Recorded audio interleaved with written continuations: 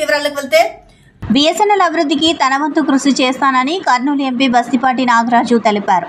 Kurnool BSNL ప్రధాన కార్యాలయాన్ని ఆయన సందర్శించి ఉద్యోగుల సమస్యలను అడిగి తెలుసుకున్నారు.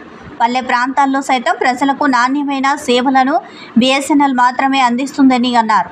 ఉమ్మడి కర్నూలు జిల్లాలో బిఎస్ఎన్ఎల్ నూతనంగా నెట్వర్క్ టవర్లు వేస్తున్నామని, ఇంకా అవసరమైన నెట్వర్క్ టవర్లను తీసుకుని వచ్చేందుకు కృషి చేస్తానని తెలిపారు. ఉద్యోగుల సమస్యలు సైతం పార్లమెంట్లో చర్చించి పరిష్కారం చేస్తానని తెలిపారు. దేశ ప్రధానమంత్రి నరేంద్ర మోదీ సైతం బిఎస్ఎన్ఎల్ అభివృద్ధికి ప్రత్యేక చర్యలు తీసుకుంటున్నారని అన్నారు.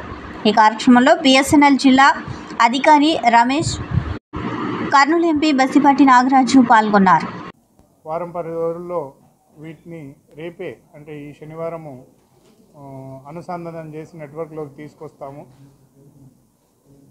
ఇంతేకాకుండా జనవరి 25 వరకు అన్ని 350 టవర్లు అనుసంధానం చేసి నెట్వర్క్ పరిధిని పెంచుతాము. బిఎస్ఎన్ఎల్ అత్యధిక స్పీడ్తో ఫైబర్ నెట్ సేవలను అందిస్తుంది. ఇందులో భాగంగా 350 రూపాయల నుండి ప్లాన్స్ 30 MB స్పీడ్ నుండి 300 Mbps స్పీడ్ వరకు అవైలబుల్గా ఉన్నాయి. ప్రజలందరూ వీటిని వాడుకొని హై స్పీడ్ ఇంటర్నెట్ సేవలను పొందొచ్చు. కొత్తగా సృజనాత్మకంగా వైఫై రోమింగ్ FTTH కస్టమర్స్కి ఇవ్వబడుతుంది. ఈ వైఫై రోమింగ్ని సర్వత్రా బిఎస్ఎన్ఎల్ అనే పేరుతో లాంచ్ చేయబడింది. ఇందులో ఏంటంటే ఎక్కడైతే BSNL FTTH wifi signal available ఉందో అక్కడ ప్రతి ఒక్కరు దాన్ని వాడుకోవచ్చు షేరింగ్ రూపంలో. ఇందులో ఏంటంటే రోమింగ్ కొరకు కొత్తగా 400 Mbps స్పీడు జోడించబడుతుంది. కొత్త పైపు ప్రతి బిఎస్ఎన్ఎల్ కస్టమర్కి. ఎవరైతే ఈ సర్వత్రా వైఫైకి అనుసంధానం చేయాలనుకుంటున్నారో వాళ్ళు రిజిస్ట్రేషన్ చేసుకోవాల్సి ఉంటుంది. ఈ registration Bharat Sanchar Nigam limited BSNL అనే సంస్థ గ్రామ స్థాయిలో అయితేనేమి, పట్టణ స్థాయిలో అయితేనేమి, కొండ ప్రాంతాల్లో అయితేనేమి మొట్టమొదటి సర్వీసులు ప్రారంభించినటువంటి సంస్థ ఏదైనా బిఎస్ఎన్ఎల్. ఎందుకంటే 2000 సంవత్సరానికి ముందర భారత ప్రభుత్వం సర్వీస్ చేయడానికి ఈ బిఎస్ఎన్ఎల్ కంటే ముందర టెలికమ్యూనికేషన్ రంగం నుంచి ఫ్రీగా సర్వీస్ చేసేది ఫస్ట్లో. ఆ తర్వాత ఫ్రీ ఆఫ్ కాస్ట్ కొంచెం తక్కువ ధరలో 2000 సంవత్సరం తర్వాత అతి తక్కువ ధరలో సేవలు అందిస్తూ భారత సంచార్ నిగమ్ ఈ బిఎస్ఎన్ఎల్ అనే సంస్థ దశ దిశల అభివృద్ధి చెందుతూ వచ్చింది. కాలక్రమేణా ఈ ప్రైవేట్ సంస్థలు వచ్చేసరికి ఈ బిఎస్ఎన్ఎల్ నుంచి కొంచెం మసకబారడం జరిగింది. ఆ తర్వాత ఈ ప్రైవేట్ సంస్థలు కూడా వాళ్ళు అమౌంట్ విషయాల్లో వాళ్ళు దాన్ని పెంచడం వలన మళ్ళీ తిరిగి ప్రజలంతా బిఎస్ఎన్ఎల్ సంస్థ వైపు రావడానికి మొగ్గు చూపుతూ ఉన్నారు.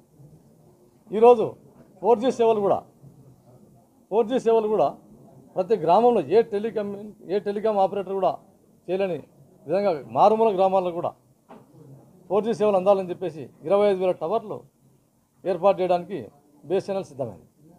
అంటే మారుమూల గ్రామాల్లో కూడా 4G సేవలు రావాలనేది ఒక సంకల్పం. ప్రైవేట్ వాళ్ళు అంత మారుమూల గ్రామాలకు రావు వాస్తవంగా. అందులో భాగంగా కూడా ఈ కర్నూలుకి ఇప్పుడు 10 టవర్లు శాంక్షన్ అయ్యాయంట.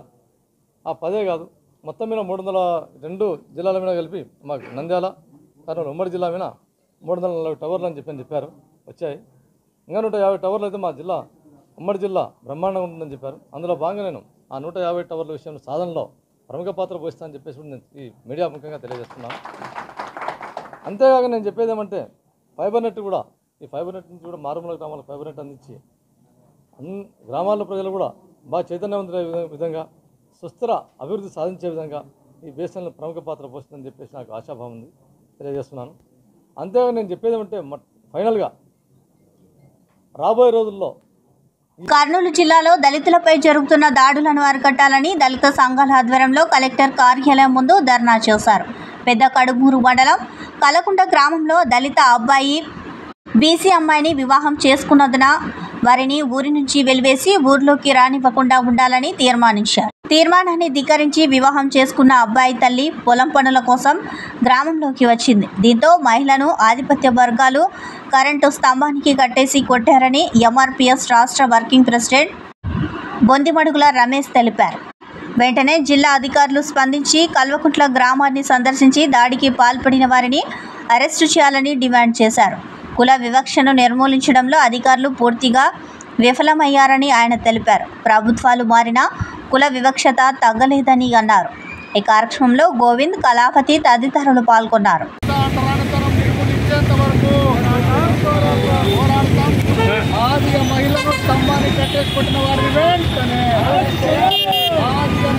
వికలాంగునితో పెళ్లి చేస్తున్నారంటే ఈరోజు మనం ప్రజాస్వామ్యంలో ఉన్నామా, చీకటి రాజ్యంలో ఉన్నామా అని చెప్పి ఈ సందర్భంగా నేను అడుగుతా ఉన్నా. ఈరోజు తక్షణమే కర్నూలు జిల్లా కలెక్టర్ గారు, కర్నూలు జిల్లా ఎస్పీ గారు కల్లుకుంట గ్రామాన్ని సందర్శించాలి.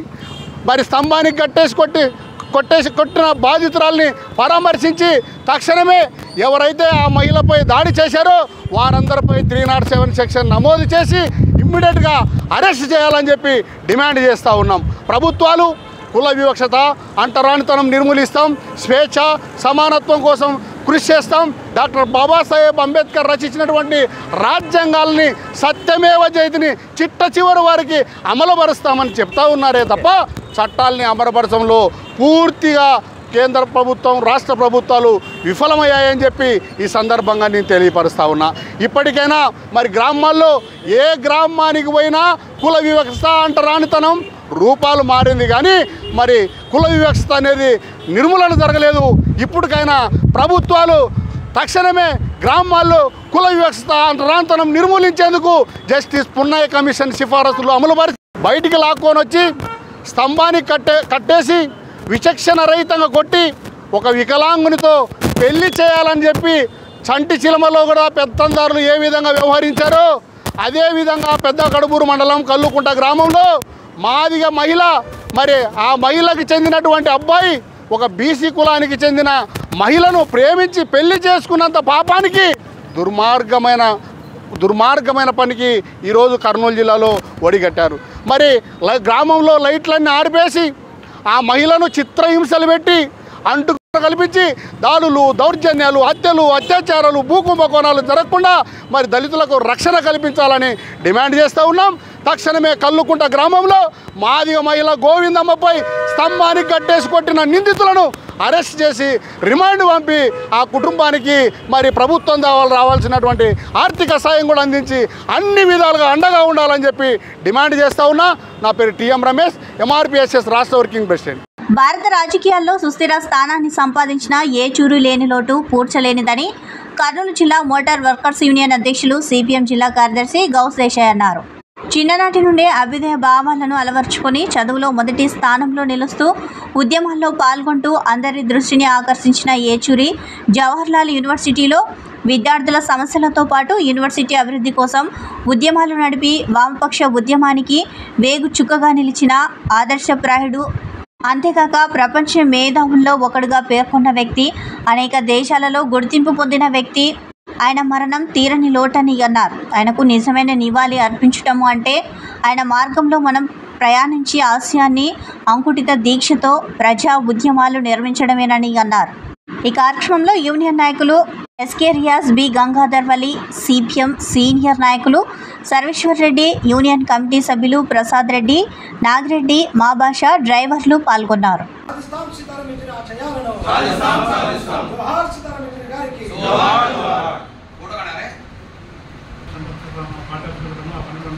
మన సర్వేశ్వరెడ్డి గంగాధరణ తెలిసి కూడా సర్వేశ్వరెడ్డి ఆరక నిర్దేశించినట్టు ప్రపంచ మేధావులు 24 మంది ఉంటే వారిలో ఈయన ఒకరు. ప్రపంచంలోనే అంత మేధాశక్తి కలిగినటువంటి ఒక గొప్ప నాయకుడు. ఆయన చిన్నతనం నుంచి వాళ్ళ అమ్మ కూడా దేశభక్తురాలు, వాళ్ళ కుటుంబమే సంవిధాన భావం జరుగుతుంది, చాలా ఉన్నత తెలివితేటలు జరుగుతుంది. వాళ్ళ మామ 7 సంవత్సరాలు గడిచింది. ఐఏఎస్ ఆఫీసర్ ఆయన, కలెక్టర్ తర్వాత మన ఉమ్మడి రాష్ట్రానికి ఆయన చీఫ్ సెక్రటరీగా పనిచేశారు ఉమ్మడి రాష్ట్రానికి. ఈయన చదివింది మొదట ప్రారంభంలో హైదరాబాద్లో అయినా పుట్టింది కాకినాడలో, పెరిగి చదువు చెప్పింది హైదరాబాద్, ఆ తర్వాత ఢిల్లీలో. ఆయన ఢిల్లీ పోవడానికి తెలంగాణలో జరుగుతున్న అనేక రకాల మత నిర్బంధం ద్వారానే ఇక్కడ చదవలేక ఢిల్లీకి చెప్పాడు. అందువల్ల తెలుగు కంటే హిందీ చాలా అనుకూలంగా మాట్లాడేది. ఆయన చిన్నతనం నుంచే ఈ సమాజం కోసం ఏదో ఒకటి చేయాలని తపన తాపత్రం జరిగిన క్రమంలోనే ఆయన ఢిల్లీ యూనివర్సిటీలో 1974లో ఎస్ఎఫ్ఏలో చేరిన ఒక సంవత్సరంకి ఎమర్జెన్సీ వచ్చింది. 74లో చేరాడు, ఒక సంవత్సరంకే ఎమర్జెన్సీ వచ్చింది.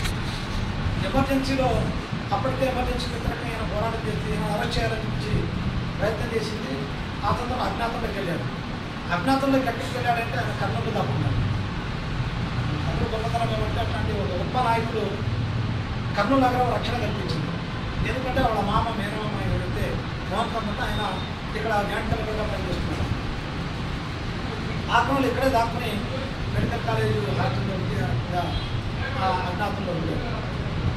అజ్ఞాతం నుంచి బయటపడిన తర్వాత ఎమర్జెన్సీ తర్వాత 1977 యూనివర్సిటీలో ఏదైతే ప్రధానమంత్రి ఇందిరాగాంధీ ప్రధానమంత్రి, ఆమె ఢిల్లీ యూనివర్సిటీకి వైస్ ఛాన్సలర్. ఎప్పుడైతే ఎమర్జెన్సీ విధించి ప్రజలకు అనేక రకాల ఇబ్బందులు పెట్టిందో ఆ చిన్న వయసులోనే, అంటే ఆయన డిగ్రీ అయిపోయి పీజీ చేరాడు. ఆ చిన్న వయసులోనే ఇందిరాగాంధీ అంటే ఐరన్ లీడర్. అప్పటికే ఆయన అంటే ఎవరు కూడా వ్యతిరేకంగా మాట్లాడే ధైర్యం చేయరు. కానీ ఆ చిన్న వయసులోనే ఇందిరాగాంధీ ఇంటికి వెళ్ళి విద్యార్థుల సమీకరణ ఇంటి ముందు ధర్నా కూర్చున్నాడు. ఆమె బయటికి వచ్చి ఆమె సమక్షంలోనే ఎట్లయితే మనం చూడడం ఎట్లా మన సమక్షంలోనే మేము 2 రోజుల కల్లా రాజీనామా చేయాలి, ఏంటి యూనివర్సిటీ వైస్ ఛాన్సలర్గా నువ్వు రాజీనామా చేయాలి. ఆమె ఎదురుగా నిలబడి మాట్లాడమే గొప్ప, అంత ధైర్యం ఉండదు. కానీ ఆమె ఇట్లా నిలబడింది, ముగ్గురు మధ్యలో ఉన్నారు. అట్లా నువ్వు రాజీనామా చేయాలని చెప్పి పత్రం చెప్పాడు. ఇంకా అవమానం భరించలేకనో ఏమో కానీ 3వ రోజుకి రాజీనామా చేసేసింది. అంటే అక్కడి నుంచి ఆయన ప్రస్థానం ప్రారంభమైంది. 3 సార్లు ఎన్నికలు జరిగితే ఆ ఎన్నికల్లో 2 సార్లు ఇందిరాగాంధీ కోడల్నే ఓడించాడు. ఏది ఢిల్లీ యూనివర్సిటీలో. ఢిల్లీ యూనివర్సిటీ అంటే గొప్ప డబ్బులున్న వాళ్ళే అలా పోటీ చేసి గెలిచేట్టుకుంటారు. కానీ అట్లాంటి యూనివర్సిటీలో 3 సార్లు విద్యార్థి సంఘ నాయకుడిని గెలిచారు. అక్కడి నుంచి ఆయన ప్రస్థానం ప్రారంభమైంది. అప్పటికే ఆ చిన్న వయసులోనే అనేక రకాల పుస్తకాలు రాయడం అవన్నీ చేయడం, తర్వాత సీపీఎం పార్టీ సభ్యులుగా కావడం. కర్నూలు జిల్లాలో దళితులపై జరుగుతున్న దాడులను అరికట్టాలని కుల వివక్ష పోరాట సమితి ఆధ్వర్యంలో కలెక్టర్ కార్యాలయం ముందు ధర్నా చేశారు. పెద్ద కడుమూరు మండలం కలకుంట గ్రామంలో దళిత అబ్బాయి బీసీ అమ్మాయిని వివాహం చేసుకున్నందున వారిని ఊరి నుంచి వెలివేసి ఊళ్ళోకి రానివ్వకుండా ఉండాలని తీర్మానించారు. తీర్మానాన్ని ధిక్కరించి వివాహం చేసుకున్న అబ్బాయి తల్లి పొలం పనుల కోసం గ్రామంలోకి వచ్చింది. దీంతో మహిళను ఆధిపత్య వర్గాలు కరెంటు స్తంభానికి కట్టేసి కొట్టారని కేవీపీఎస్ నాయకులు తెలిపారు. వెంటనే జిల్లా అధికారులు స్పందించి కల్వకుంట్ల గ్రామాన్ని సందర్శించి దాడికి పాల్పడిన వారిని అరెస్టు చేయాలని డిమాండ్ చేశారు.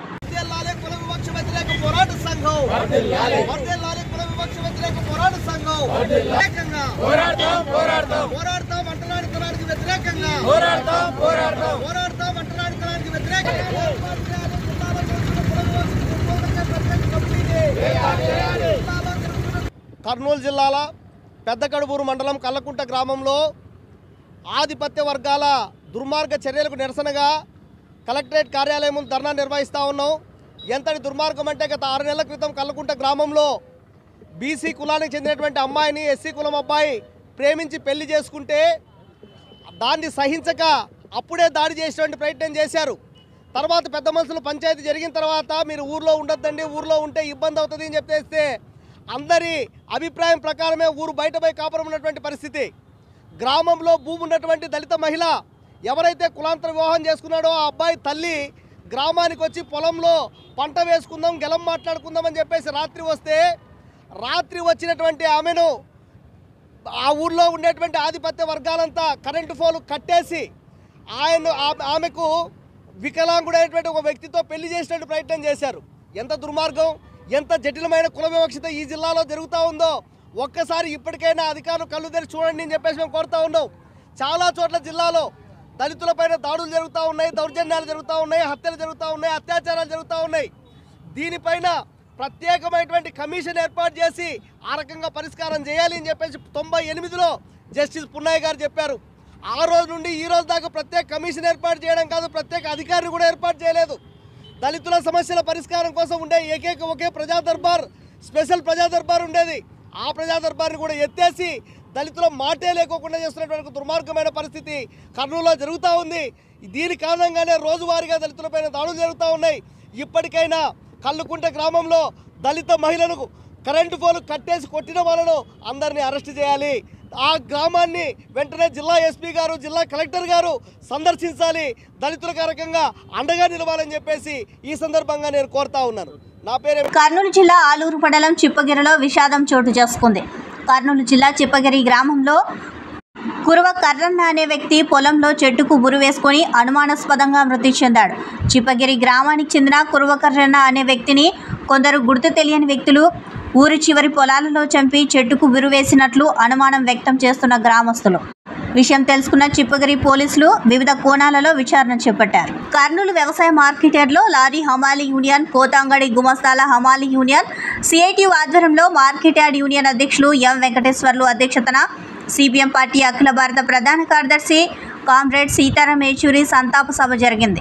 సంతాప సభకు సిపిఎం పార్టీ కర్నూలు జిల్లా కార్యదర్శి డి గౌస్ దేశాయ్, సిఐటియు జిల్లా కార్యదర్శి ఎండి అంశిబాబు, సిపిఎం పార్టీ నగర కార్యదర్శి టి రాముడు, కామ్రేడ్ సీతారాం ఏచూరి చిత్రపటానికి పూలమాలలు వేసి నివాళులు అర్పించారు. ఈ సందర్భంగా వారు మాట్లాడుతూ దేశం ఒక గొప్ప మేధావిని కోల్పోయిందని అన్నారు. కామ్రేడ్ సీతారాం ఏచూరి మరణం కార్మిక వర్గానికి, రైతాంగానికి, దేశ ప్రజలకు, వామపక్ష ప్రజాతంత్ర శక్తులకు తీరని లోటని అన్నారు. విద్యార్థి దశ నుండి అంచెలంచెలుగా ఎదిగి 3 సార్లు సిపిఎం పార్టీ జాతీయ ప్రధాన కార్యదర్శిగా ఎన్నికైన, రాజ్యాంగాన్ని రక్షించేందుకు మత రాజకీయాలను వ్యతిరేకిస్తూ లౌకికవాద స్ఫూర్తిని కొనసాగిస్తూ దేశ రాజకీయాల్లో చెరగని ముద్ర వేశారని అన్నారు. ఈ కార్యక్రమంలో హమాలీ యూనియన్ల నాయకులు బీసన్న, నాగరాజు, వెంకటస్వామి, రామకృష్ణ, మనోహర్, కేశవులు, కృష్ణ, త్యాగరాజు, వెంకటేశ్వర్లు, కమిటీ సభ్యులు, హమాలీ కార్మికులు పాల్గొన్నారు. నేత సీతారాం ఏచూరి గారికి, ప్రజల నాయకుడు సీతారాం ఏచూరి గారికి, జోహార్ సీతారాం ఏచూరి గారికి. ఏచూరి గారి ఆశయాలను సాధిస్తాం, సీతారాం ఏచూరి గారి ఆశయాలను పోరాడతాం, మనువాదానికి వ్యతిరేకంగా పోరాడతాం, మనువాదానికి. కర్నూలులో శ్రీకృష్ణ జ్యువెలరీ షోరూం ఆధ్వర్యంలో బంగారు, వజ్రాల నగల ప్రదర్శన ఏర్పాటు చేశారు. కర్నూలులోని హోటల్ మౌరియన్లో ఏర్పాటు చేసిన ఈ ప్రదర్శనను కర్నూలు ఎంపీ బస్తిపాటి నాగరాజు ప్రారంభించారు. బంగారు నగల వ్యాపారంలో ఎంతో గుర్తింపు ఉన్న శ్రీకృష్ణ జ్యువెలరీ ప్రదర్శనను కర్నూలులో ఏర్పాటు చేయడం సంతోషంగా ఉందని ఎంపీ తెలిపారు. నాణ్యమైన బంగారు, వజ్రాల నగలను ప్రజలకు అందించాలని ఎంపీ నిర్వాహకులను కోరారు.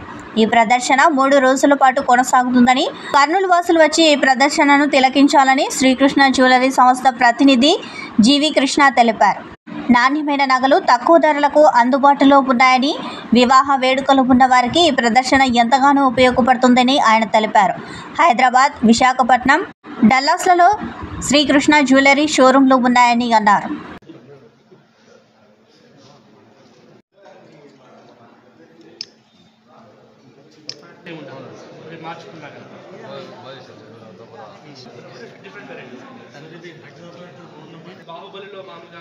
జ్యువెలర్స్ రోడ్ నెంబర్ 10 బంజారాస్ నుంచి మేము ఇక్కడ మౌర్య హోటల్లో జ్యువెలరీ షాప్ ఏర్పాటు చేసినాం సార్. మన దగ్గర డైమండ్లో, పోల్కీలో, యాంటిక్ జ్యువెలరీలో వైడ్ రేంజ్ ఆఫ్ జ్యువెలరీ ఉందండి మన దగ్గర. Right, 13th, 14th and 15th ఈ 3 రోజులు please request you all to visit our show, right, to see the exquisite jewellery what we have. Right, price కూడా చాలా రీజనబుల్గా ఉందండి. మేకింగ్ వేస్టేజ్ కూడా చాలా రీజనబుల్గా ఉంది. వైడ్ రేంజ్ ఆఫ్ జ్యువెలరీ ఉందండి. డైమండ్లో, స్పెసిఫిక్గా డైమండ్లో కానివ్వండి, యాంటిక్లో కానివ్వండి. మా స్పెషాలిటీ వచ్చేసి బ్రైడల్ జ్యువెలరీ అండి. ఇంట్లో మీ రెఫరెన్స్లో కానీ, మీ రిలేటివ్స్లో కానీ, మీ ఫ్రెండ్స్లో కానీ, మీ ఫ్యామిలీస్లో కానీ ఏమైనా మ్యారేజెస్ ఉంటే kindly visit our stall. We promise you will not disappoint you అండి, right. And we are located in road number 10 Banjara Hills, opposite to city centre mall. ఇంకొక స్టోర్ వచ్చేసి విఐపి రోడ్లో ఉందండి విశాఖపట్నంలో. And we have one more stall in డాలస్లో ఉందండి. Please do visit, will be very happy to receive. నేను ఇక్కడ business development head అండి శ్రీకృష్ణ జ్యువెలరీస్లో. థ్యాంక్ యూ సో మచ్ అండి, థ్యాంక్ యూ సో మచ్. ఇంతటితో సమాప్తం. నమస్కారం.